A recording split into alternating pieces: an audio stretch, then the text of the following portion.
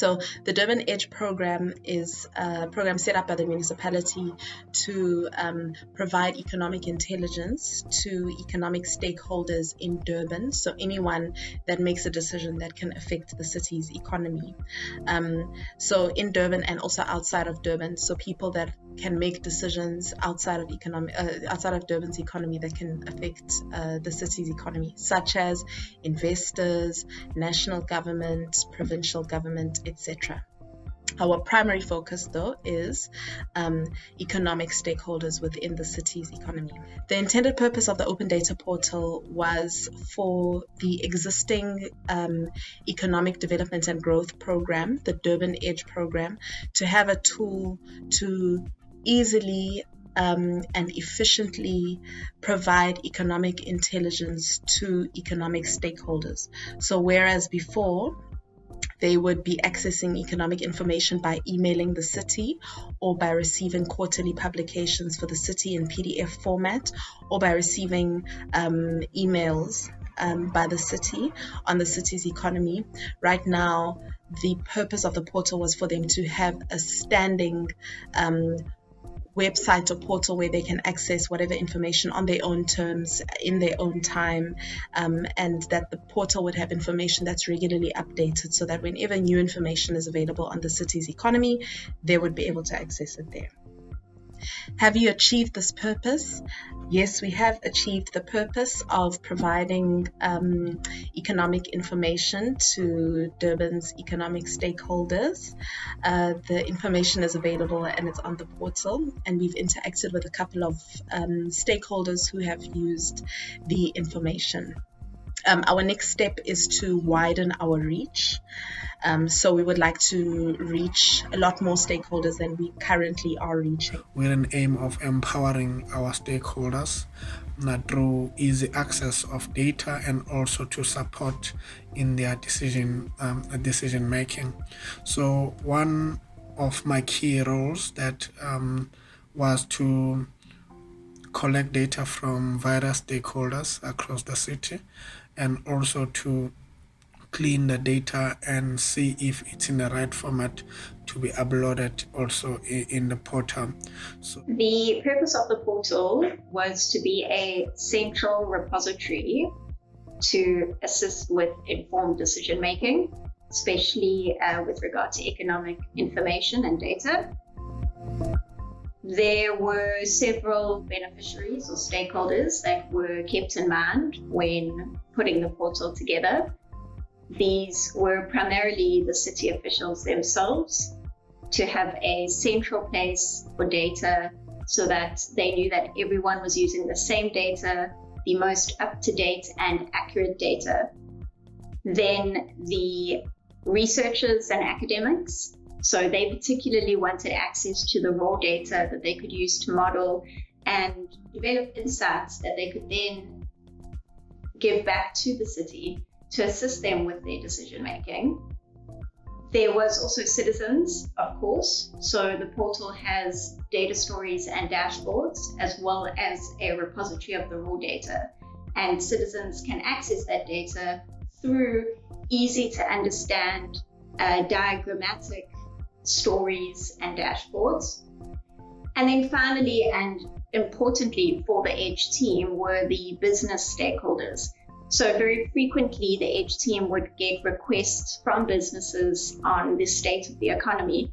So putting that data in an easily ingestible format onto the portal meant that they didn't have to get bogged down with those questions for the same data all the time. And then, of course, the business community had the information that they need to make informed economic and investment decisions. The portal has achieved the purpose in as much as it is a up-to-date repository of economic data. There are updated data stories and dashboards that display key economic indicators.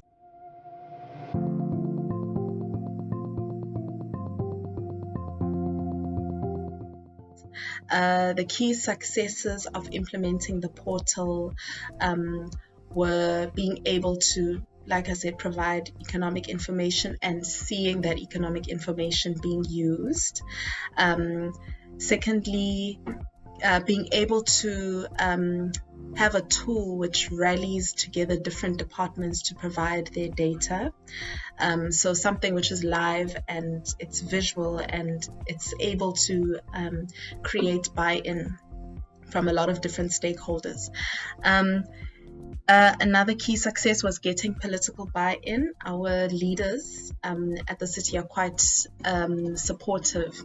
They have been quite supportive. Our the chairperson of the Economic Development Committee, Councillor Kaunda, has been very supportive of the economic data portal. So it's been great. It's been an achievement really to get economic buy-in, but from political stakeholders across the board. And another achievement I think was to create was seeing information created in such a or laid out in such an easily accessible way, a short summarized but yet still potent way that can be used by different stakeholders, as opposed to long documents and longer publications, which play their role, but so does short and punchy information. The challenges, firstly, it was a big challenge to get data. So we already used to collect data before in our program, but we collected on an annual basis for the purposes of releasing annual information as well as quarterly information. In this instance, we needed to access as much data as possible in time series format so that it could be usable by people even in academia and also people that are needing to conduct in-depth research. So getting data from different departments and different stakeholders was not very easy. Secondly, one of the purposes of the portal was to provide a system which would take less time for the city to collate information and make it available to the public. While that is something that we are in the process of achieving, what we've realized is that you need to be able to be prepared to put in a lot of time, more time than you would have put into whatever process that you were involved in before. So the second challenge was getting time and getting resources, more the people and the time, to successfully put the portal together on the city's part. The third challenge was the process, developing a process and a system or systematic way of working to get the information out onto the portal. So from conception to the gathering of information, cleaning of the data, then transferring that data and information into the correct back-end format or into the correct Excel format, and then sending that on to our partners at Open Cities Lab, and for our partners to then develop the back end from the technical development point of view, as well as the graphic end, sending it back to us for comments, etc., etc. That is something that has been a challenge in the sense that I don't think we foresaw how much of a thought process needs to go into it. It's been working fairly well at the moment, but it's been a process to get there, which is characteristic of the fact that it is the first time that this type of thing has been developed. I think one of the key successes was when the portal was accepted by council. I know it took a lot of work for the Edge team to get it to that point, and I think it felt really good to know that they had the city management and councillors behind what they were doing. And after that, the head of the department made the Edge portal one of his top 10 projects that he would then report back to council on, which, it really gave the team a lot of confidence and made them feel proud of what they were doing. Then I think another success was actually when the Edge team put new data stories and updated the dashboards for the very first quarter. So during development, there were a lot of data stories, so backdated data stories that were worked on in batches. There were new dashboards that were being designed, and data was being put onto the portal for the very first time. And that was all really good as part of the process to get up and going. And then the launch happened. But I think a real key success was after the launch, when for the first time it became natural for the Edge team to actually put data and update data stories and dashboards instead of their regular quarterly PDF Edge publication. So it was the first time that we really saw what the rest of the future of the portal was going to be. So it was going to be quarterly that these updates were going to happen. And that was a real success when that happened for the first time. I think the biggest challenge was understanding the process that it took from content through to something going live. And I think this is particularly true of data stories. So with the actual raw data, there isn't any design that's required. So once the Edge team knew how to put data onto the portal, they were able to do that seamlessly on their own, and they've continued to do that very successfully. With dashboards, all that needs to happen is that the Edge team needs to send through the data, and then that's automatically updated. Nothing on the dashboard changes except the new data. The difficulty comes in with data stories because every data story is completely unique and has a lot of content. So it has paragraphs of text, it can have images, graphs, tables. It's always telling a different narrative. It has key questions, it has calls to action. And that's where the process from the person who's developing the content to actually going live at the end of the day is quite a tricky one.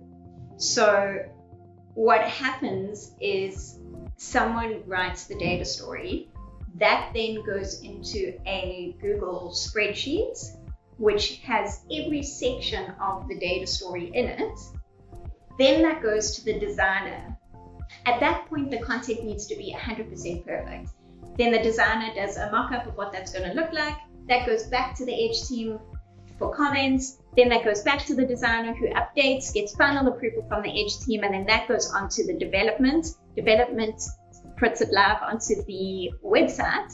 And at that point, there could still be bugs, so it goes through quality assurance and some testing. Those bugs then go back to the development team, and that is the whole process of getting a single data story live. And putting the processes in place that are required to do that smoothly, for me, was the biggest challenge. So what we're finding is that there's always a lot of pressure, time pressure on the Edge team.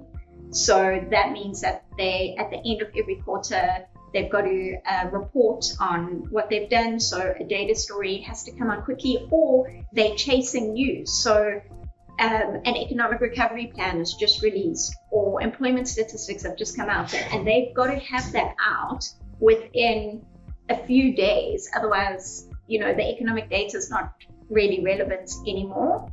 So they're pushing through content. There's not enough time to take it through internal quality assurance. So then it goes to design. And at that point, the content should be correct, but often it's easier to check or proofread once it comes back from design. And so a lot of mistakes are being picked up at that point, which causes tension between the design team and the content producers, because everyone needs to play their part at their part of the process. Then it would go back, and then again, because of time and capacity constraints, it wouldn't be checked properly, which means that by the time that it got live, there was still content and things that were wrong from the perspective of the Edge team. But by that time, the developers shouldn't be fixing typos when it's already gone live. So I think making that process smooth and letting everyone know that there are very real cutoff times, and that if those mistakes slip through and that is live on the site, then that's just how it's going to be. And I think that it caused a lot of grey hairs for everyone. I also think that there were different expectations from every other actor along that chain. So I think probably unrealistic expectations on how quickly each part of that process would be. So whether it comes to commenting on designs, or how long it actually takes to do the design, or how long it takes for the developers to do the work. I think there's always an expectation that it's going to take very quickly, especially, as I mentioned, in the situation where there is a lot of pressure to get things out timelessly. And I think there needs to be an acknowledgement that time is required at every step of the way. And yeah, I think that's a challenge that we have come a long way in, but truthfully, it's still getting ironed out.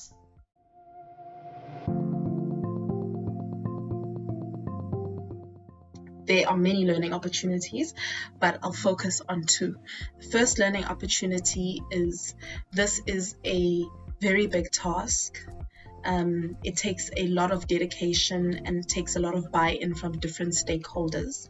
And if you would like to get something which is comprehensive and ideal, you'll need to spend a lot of time, like I said, getting buy-in from different stakeholders, a lot of time developing the systems, a lot of time setting up new programs or new processes, and that can be sometimes unattainable, or it can sometimes take very long to get to that stage. So my advice is work with what you have. Rather start small. This has been our experience anyway. Start with what you have.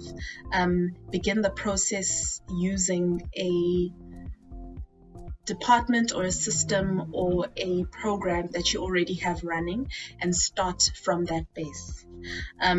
Use the buy-in that you do have already, and then once you have that buy-in, then you can start to build from there. If you are going to wait for all your ducks to be in a row before you start anything, then you will wait forever.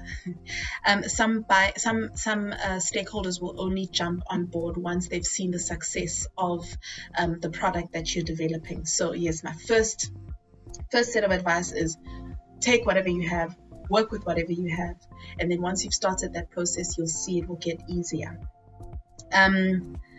My second set of advice is get political buy-in. Political buy-in and support is very important.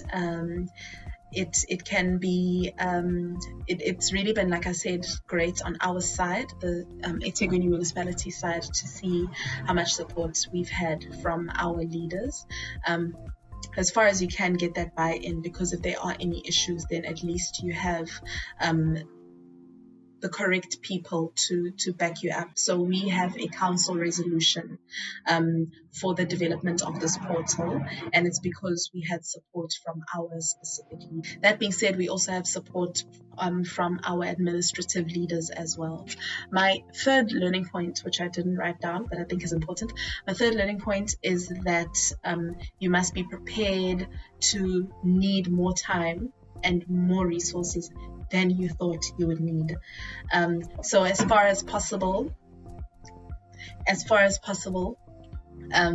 try and get as many hands on deck as possible within your team, people that you're working with already, and dedicate people and time to the development of your portal, because it chows a lot of time and it needs a lot of focus from people, and it can't be a project on the side. If it's going to be a project on the side or another one of the many things that you just do, it stalls the process of the development of your final product. When embarking on a portal like this, there needs to be one or two champions within the department that really have a lot of time that they can dedicate to this. So it definitely requires at least 2 full days a week. So if it's just one person, it needs to be 50% of their time. And I know that often departments are undercapacitated, and during the transition into the portal, they still sort of that their information flows are still what they used to do, and then trying to move across to the portal. So often it's 2 jobs happening at the same time while that transition occurs. So the key learning would be make sure that there's someone who has the time to write content, to properly check content, to feedback to the development and the design team timeously, and to think strategically, also to form partnerships. There really is a lot that goes into this that I don't think people realize going into it. There also is an understanding that so the capacity, it's like a project, because that's what all of us are used to be honest. So you can imagine a research project or a construction project. There is a point where it's complete. And I think that that's the philosophy that we took into this portal, and it's something that we have to learn, sort of unlearn in our own minds. So there is no finish for this project. Yes, there can be a launch once it's got the sort of bare essentials, but that really is only the beginning. So the capacity needs to be long term, and what you do after launch is almost more important than what you do before launch, because that's where the credibility of the portal and the unit of whoever's driving the portal really comes. So I think if there's one key learning, it's don't work towards a launch or some sort of completion date. Brainstorm what you think success looks like for the portal and aim for that, and know that it's going to be a consistent job that goes on for the life of the portal. So, for example, for the Edge team, maybe success is having businesses and councillors and management and all city employees regularly using the portal, giving feedback on the portal, two-way flow of information from academics and back. And that is still to be achieved and requires a lot more work, even though the launch happened months ago. And so I really think that whoever the champion is for this portal really needs to take that mindset on board, which I don't think is a sort of regular mindset when it comes to projects.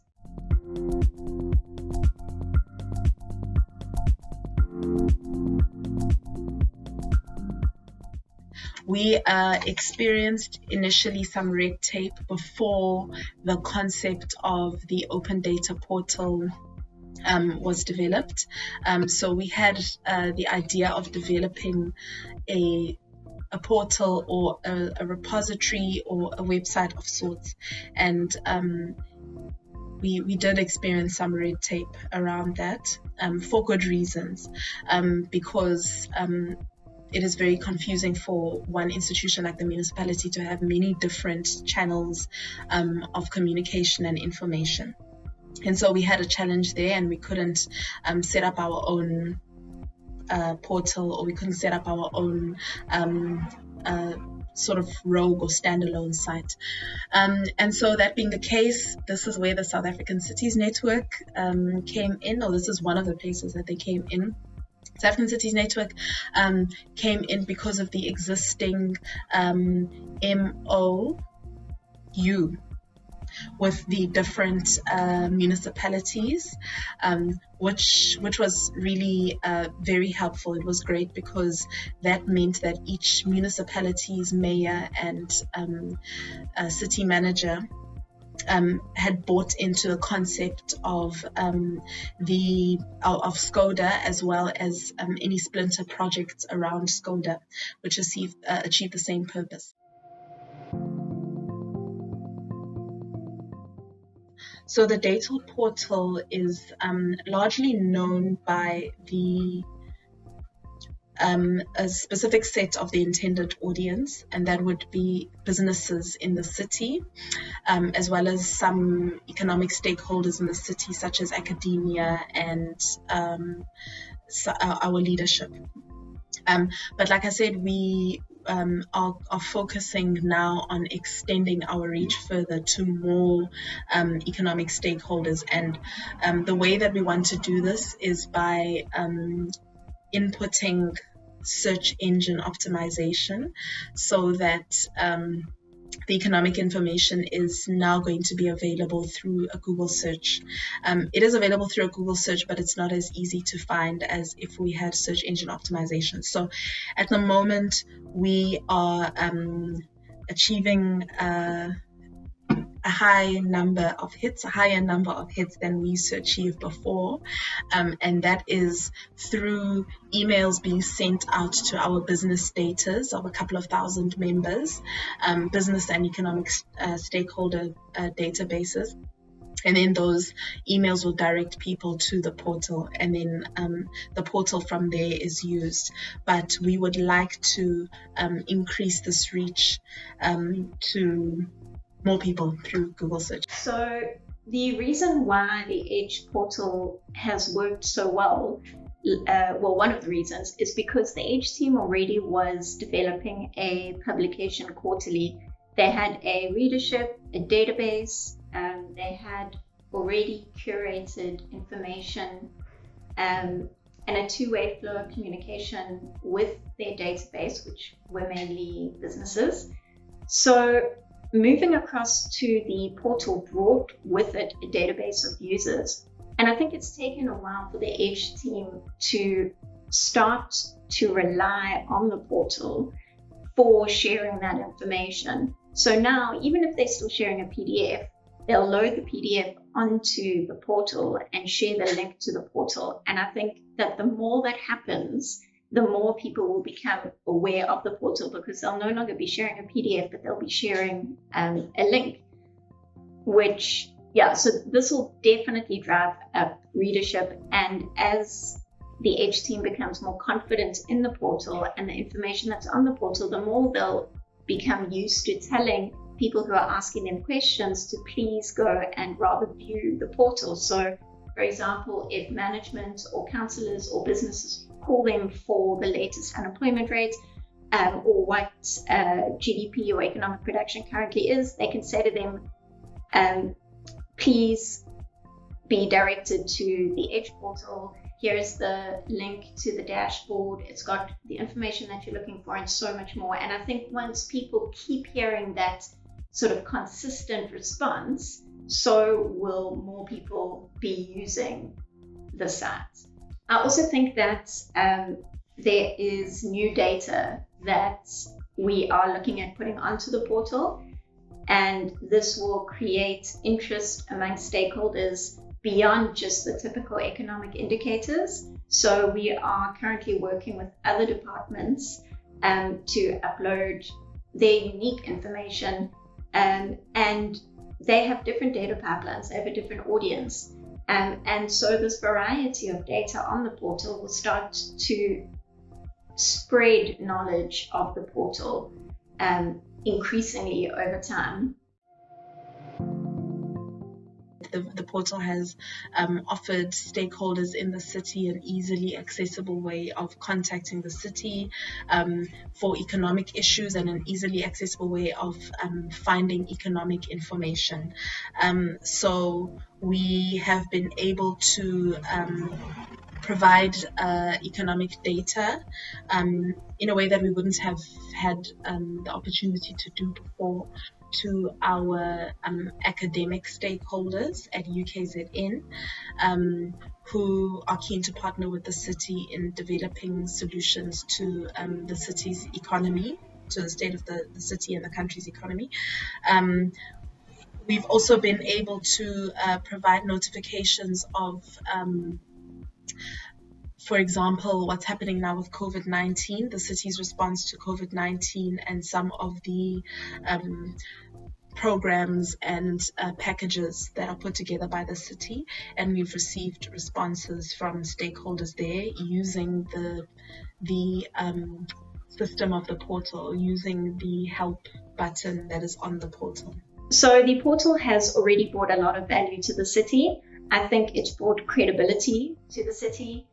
So just being able to say that they have successfully launched and have a repository of up-to-date economic data is important for the city, especially as the trends move towards smart cities, open data, the importance of data in our time.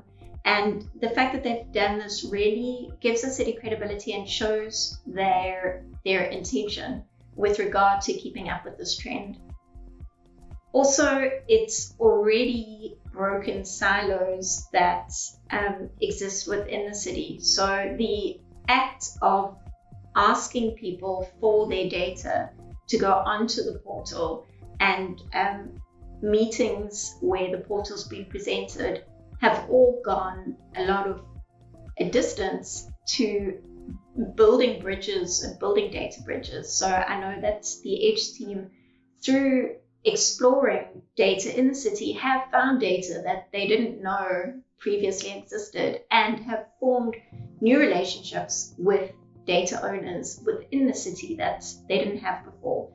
And this is true also for data owners outside of the cities. So it's strengthened partnerships with bodies such as the Durban Chamber of Commerce and Industry, the UKZN School of Business, and those partnerships already existed, but through additional engagement about the portal, speaking to them about how the portal could benefit them, and the future of that partnership with regard to information sharing insights, and really benefiting each other, has brought immense value to the city.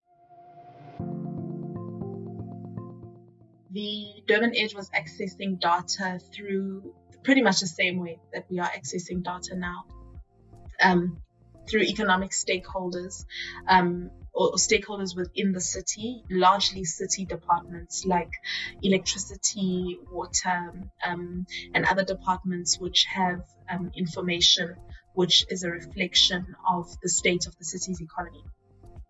So at the moment, we are still relying on those relationships. So this is very relational. The process that we have, or the arrangement that we have, is very relational. We're still relying on that relationship. For example, we have a very strong relationship with the electricity department, with a colleague of ours at the electricity department, as well as the planning unit, and electricity unit and the planning unit rather. And this information that we receive from them is then put onto the portal. Previously, the information that we received from them was put into publications. So for us, the process of accessing information has not changed, because we both process information and we provide information. The process hasn't changed. It's just the way that we disseminate that information to people within the city and outside of the city that has changed.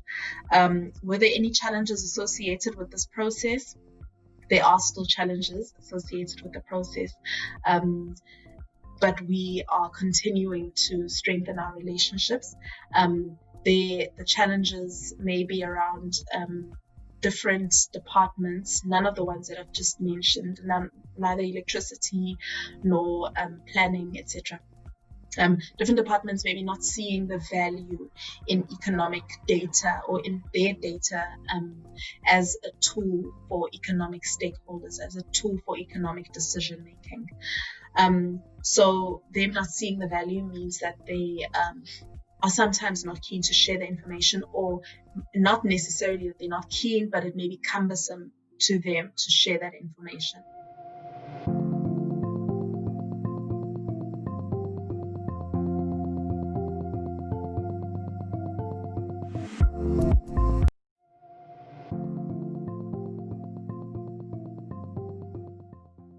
The process within the unit has always been that data is presented to the relevant stakeholders in the form of reports and spreadsheets and workbooks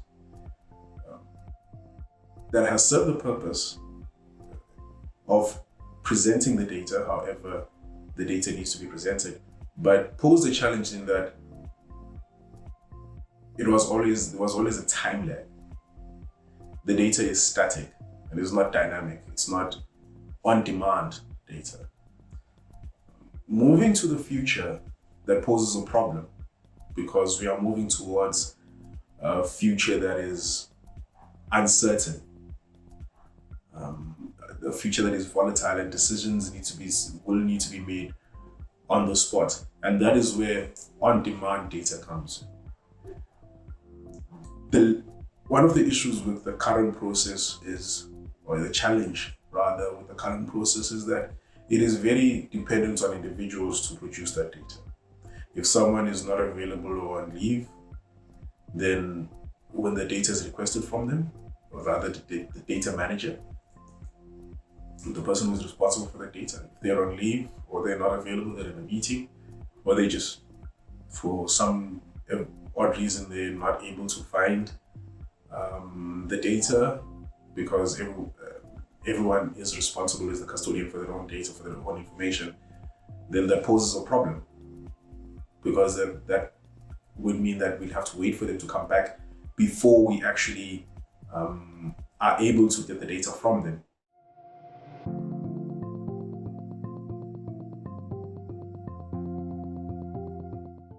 As the economic development, particularly at eThekwini municipality, we were interacting with our stakeholders, particularly business, through our Edge magazine. Sometimes the issue of distribution of the magazine, it takes time and couldn't reach other people as well. So by developing this portal, it makes it easy for everybody to access information by a blink of an eye, to see what is happening in eThekwini, also to share experience and understand what other businesses are doing, and also share experiences in terms of hardship and new developments and new trends in the city. So the portal was so important for us. It will also assist us as politicians because in most cases, we get people email us for interviews to understand more about the city. In this case, they'll get all information just in the portal without waiting for us as politicians to share meetings because we're quite a busy people.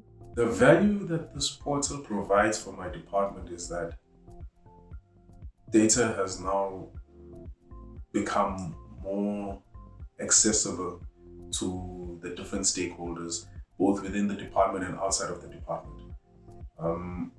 As data custodians, it is my responsibility to ensure that data requested by civilians, as in citizens of our city, as well as other departments and senior management as well, is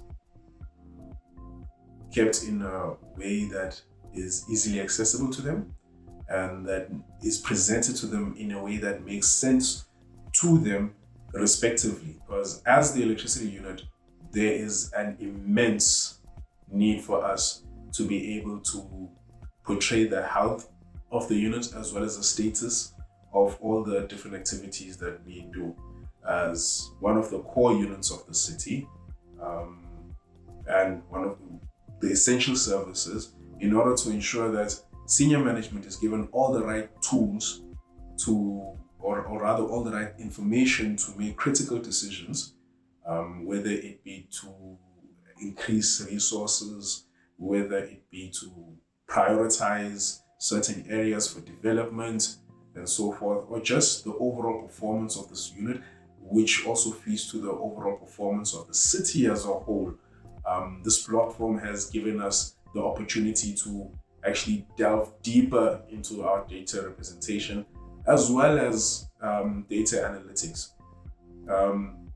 Because ideally what we would not have been able to identify previously, or this platform has given us the option to actually look into those areas, those data areas where we previously took for granted. For instance, now we have the option or the opportunity to be able to look into live reporting to our customers as opposed to reporting them on an as and when basis. And I feel that this would be more in line with the unit and the city's 2030 vision of becoming Africa's most livable city. Such a portal is really important to drive the agenda of evidence-based decision making and using intelligence to influence municipal decision making, influence decision making in the private sector, as well as communities and academia. We've had so many requests from different businesses and business forums to come and present. And a lot of it is as a result of having this Durban Edge portal in place. The banks in particular have been very responsive to being empowered with local economic data to inform where they should be channeling funding in terms of sectors, in terms of the property market. But not only banks, different industry formations have found it very useful, as well as different business networks. So there's a lot of value in it. It will create an environment of information sharing between departments that will allow for a closer cohesion within the departments and remove whatever silo mentality may exist. Because when data is shared and bonds between or relations between departments are strengthened, then works can be executed more efficiently. Some of the lessons that we learned coming out of this exercise and the establishment of this portal is, firstly, I think we shouldn't wait for everything to be perfect before we can start. Make a start with what data you have, make a start with what you can do, and then build on that in time to make it a more perfect product. Often we're looking at creating some kind of system internally that is able to pull together all of the data within the municipality. But often that's very difficult because systems are not integrated. In most cities, systems are not integrated. To get such a system together takes time. So the first lesson I'd say is don't wait for to have a perfect product. Start, build a product, and then take it forward and let it evolve as your needs as a city evolves. And the final lesson I'd say is if you do decide to build an open data portal, make sure that it's up to date, make sure that it's maintained, make sure that you are continually providing useful information and up-to-date and reliable information. So ensure that all your sources that you use of data are reliable. Ensure that you keep it up to date, and also use it as a tool, as a platform upon which to engage with stakeholders, so that it's not just something static. It responds to the different needs that may arise from time to time.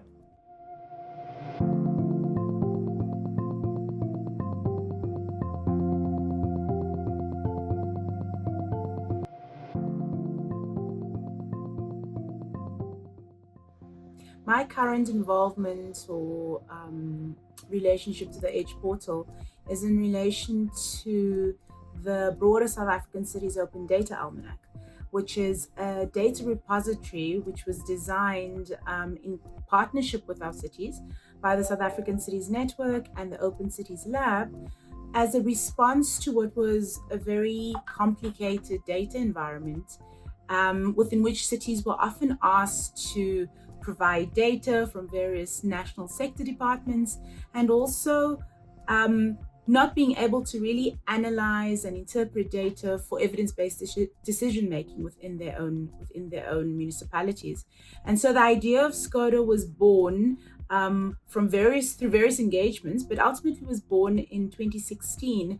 And what we did was to white label SCODA and offer it as a value offering that cities that had membership of the city's network, within the city's network, were able to access and translate and design for their own purposes, so that it becomes a useful data repository within their own institutions.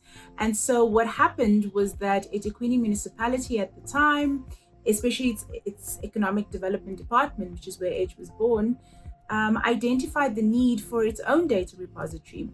And so at the moment, our goal is to try and advocate for EDGE, to try and use EDGE to make the case for why it's so important to capacitate cities to manage their own data, to translate their own data for evidence-based decision making. And as we see in this current context with the COVID pandemic, being able to use and access and translate data is more important than ever before. Some of the ways the Durban Chamber is partnering with the Durban Edge team on the project is by gathering business intelligence and by coordinating and facilitating information sharing platforms via our forums. We are also continuously exploring innovative ways to enhance our partnership.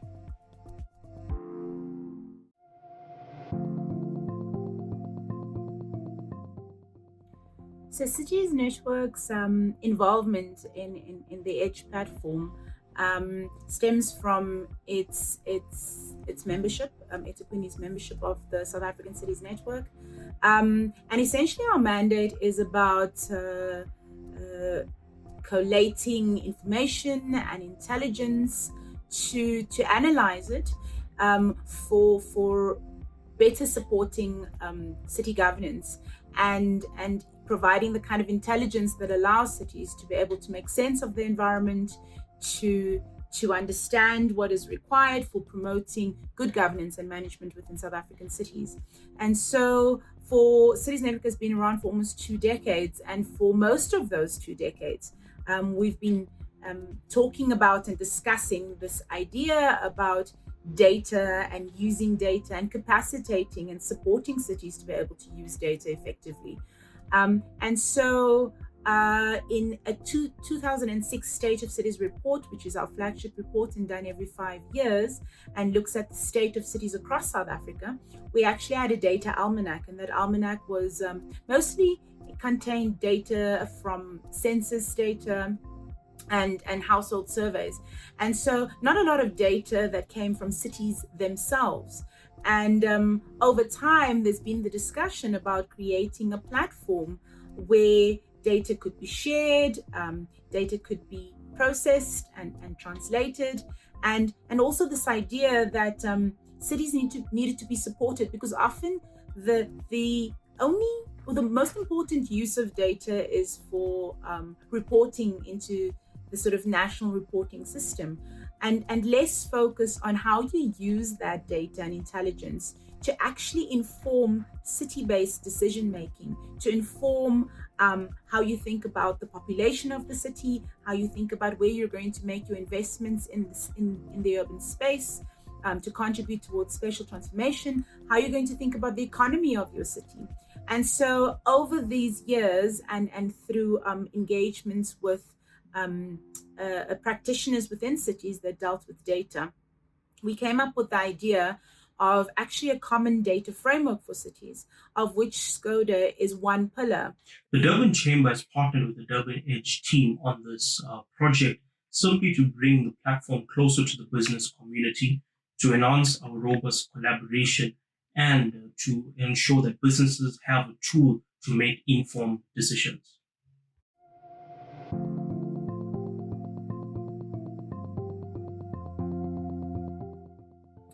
The relationship with EDGE is important to the South African Cities Network.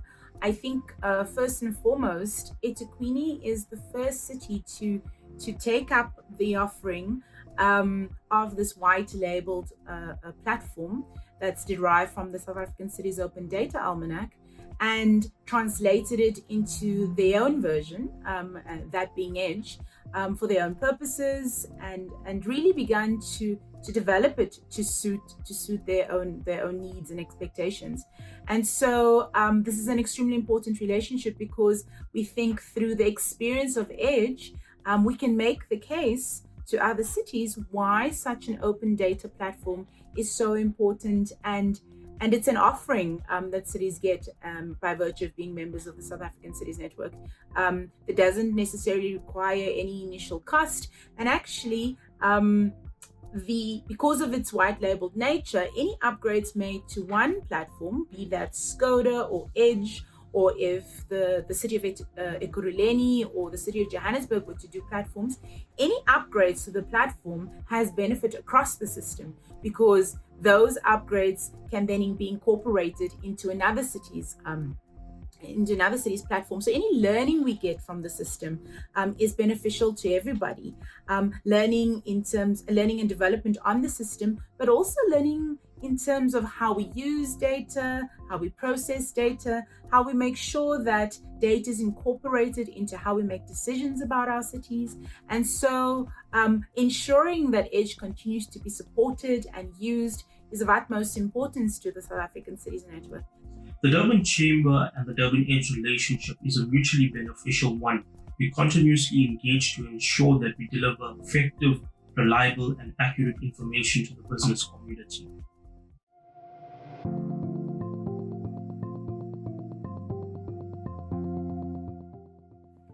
Perhaps the only challenge, and not so much a challenge in the South African cities' relationship with Edge, but perhaps the one big challenge just in general, as in terms of the data conversation, is to get the conversation about data outside of just technicians working on data, but to get sort of a broader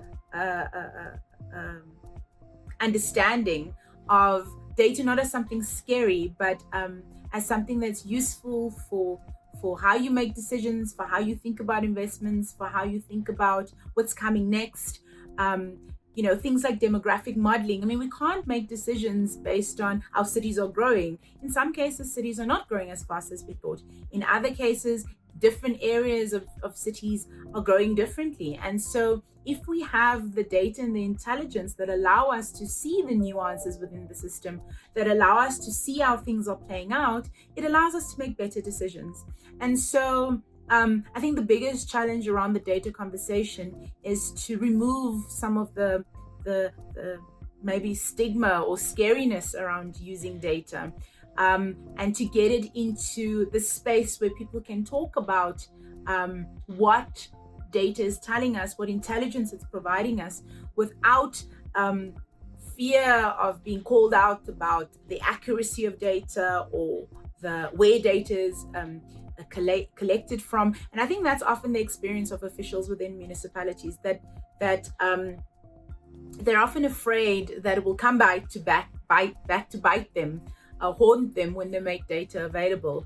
And so a lot of the challenge is about how does the data conversation become mainstreamed, and how do you get senior officials and management to understand the importance of data, and that it's crucial for making decisions about what happens within their localities, within their municipalities. And that also we don't have different data points, because that's the other challenge that there is, that in one institution you would have data collected differently, you would have the definitions of the data being very different. And so the challenge is that we need to get to a point where we can all not have competing data, but that we're able to understand how to collect it, how to clean the data, how to translate the data, so that it's used usefully.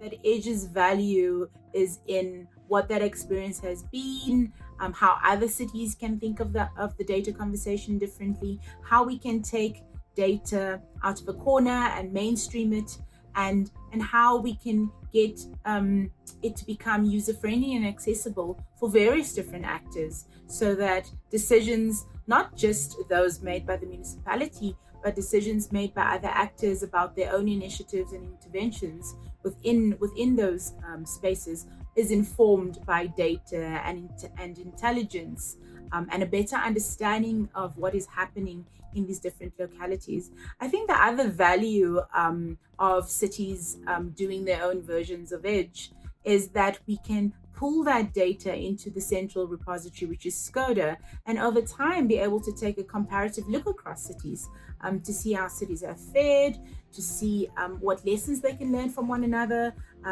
As the mandate of Cities Network is about supporting cities for better governance, this allows us to be able to continue doing exactly that, not for competition, but rather for how do we collectively drive the urban agenda in South Africa? How do we collectively drive spatial transformation and more inclusive and productive cities? And we do that by being able to understand what is happening in those spaces, being able to use data to see what it's telling us about the year, the now, but also potentially about how we need to think about what's coming. We believe that this platform will provide reliable, accurate, and credible information to various stakeholders in South Africa who want to gain insight into Durban's economic landscape.